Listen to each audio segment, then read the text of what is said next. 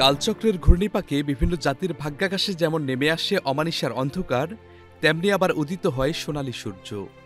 বাঙালির জাতীয় জীবনেও এমন ঘটনা ঘটে ১৭৫৭ সালের ২৩ জুন এবং ১৯৭১ সালের ১৭ এপ্রিল। একবার পলাশীর আম্রকাননে অস্তমিত হয় বাংলার স্বাধীনতার সূর্য।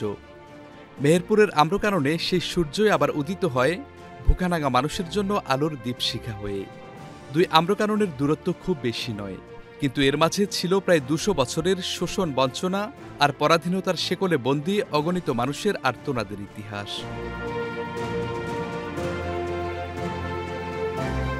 স্বাধীনতার সোনালী সূর্য বাংলার আকাশে এমনিতেই উদিত হয়নি। এর পেছনে রয়েছে দীর্ঘকালের সংগ্রাম ও আত্মত্যাগ। তিতুমিরের বাঁশের কেল্লার লড়াই থেকে সিপাহীদের বন্দুক দাগানো এবং বাংলার নানা প্রান্তের বিদ্রোহী জনতার বজ্র মুষ্টি থেকে সূর্যসেন প্রীতিলতার সশস্ত্র সংগ্রাম, সবই ছিল স্বাধীনতার জন্য। ১৯৪৭-এ ইংরেজ বিদায় হয়, বহু মানুষের রক্ত সমুদ্র পেরিয়ে আসে স্বাধীনতা, কিন্তু বাঙালির ভাগ্যাকাশের ঘোর অমানিসা তাতেও কাটে না। শোষণ আর নির্যাতনের স্টিম রোলার চালায় পাকিস্তানিরা, কিন্তু বাঙালি দমে না, জেগে ওঠে নতুন শপথে। ৫২ ভাষা আন্দোলন থেকে শুরু করে ৫৪, ৬২, ৬৬, ৬৯, ৭০ আর ৭১-এর বিক্ষুব্ধ পথ এবং রক্তগঙ্গা পাড়ি দিয়ে বাঙালি পৌঁছে যায় স্বাধীনতার মোহনায়। এক্ষেত্রে সোহরাওয়ার্দী, ভাসানীসহ অনেক নেতা অবদান রাখেন, কিন্তু মূল নেতৃত্ব দেন বঙ্গবন্ধু শেখ মুজিবুর রহমান। ৫৪-তে যেমন তেমনি ৭০-এর নির্বাচনে নিরঙ্কুশ সংখ্যাগরিষ্ঠতা অর্জনের পরও বঞ্চিত থাকে বাঙালি। সামরিক শাসন এবং বুটের তলায় পিষ্ট হয় তাদের সকল অধিকার। শুধু তাই নয়, অপারেশন সার্চলাইটের নামে পাকিস্তানি শাসকরা চালায় নির্মম গণহত্যা। ৭১-এর ২৫ মার্চ রাতে একদিকে চলে হত্যাযজ্ঞ, অন্যদিকে গভীর রাতে গ্রেপ্তার করা হয় বঙ্গবন্ধু শেখ মুজিবুর রহমানকে।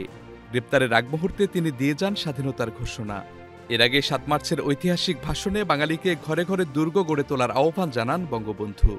পাকিস্তান সেনাবাহিনীর গণহত্যা শুরুর পর পাল্টা প্রতিরোধ যুদ্ধে নামে বাঙালি।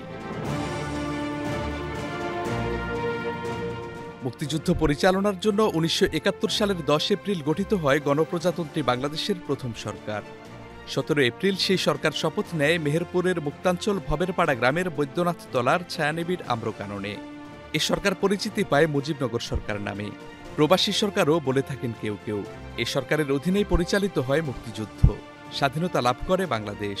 এ সরকারের রাষ্ট্রপতি ছিলেন পাকিস্তানের কারাগারে বন্দী বঙ্গবন্ধু শেখ মুজিবুর রহমান।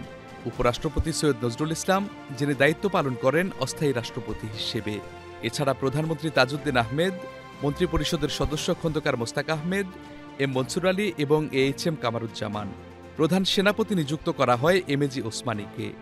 এ সরকারের সদর দপ্তর ছিল কলকাতার ৮ নম্বর থিয়েটার রোডে, যার কার্যকাল ছিল ১৯৭২-এর ১২ জানুয়ারি পর্যন্ত।